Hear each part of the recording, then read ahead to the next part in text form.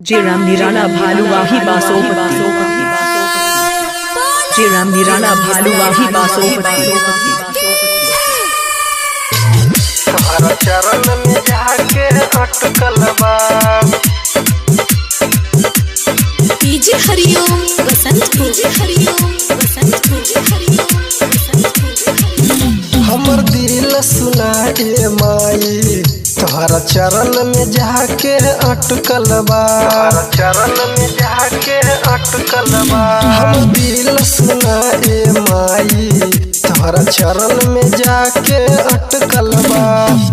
देखन लईली हलाल चुनरिया देखन लईली हलाल चुनरिया तोहर मोहनी मूरतिया भावेला हमर दिल सुनाए माई तोहर चरण में जाके अटकल बा। तोहर चरण में जाके अटकल बा।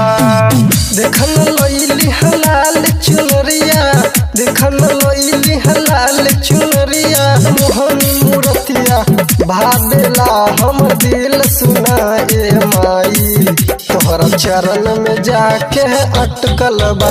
हमर दिल सुनाए माई तोहर चरण में जाके अटकल बा।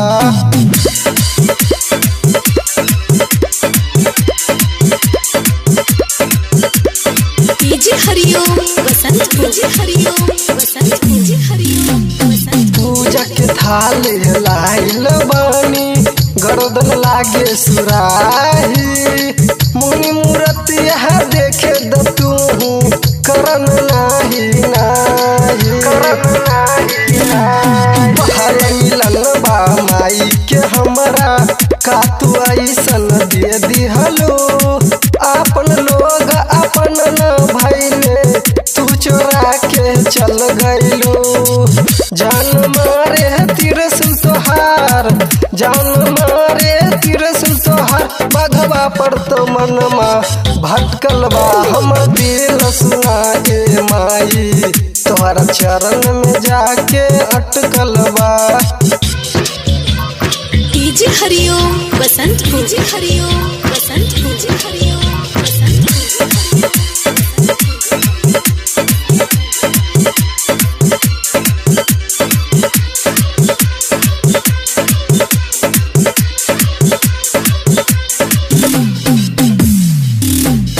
चांद से सुनर लागेलू माई तू हमार हो कहल बेटा करोड़ों में सुनर बारू हमर माई हो। आवेलू गाँव में जब जब माई होता जय जयकार हो गुडू प्रेमी के भक्ति में रहे तोहर आशीर्वाद हो। सातो जन्म साथ देबू की ना सातो जन्म साथ देबू की ना यह बात दिमाग में अटकल बा।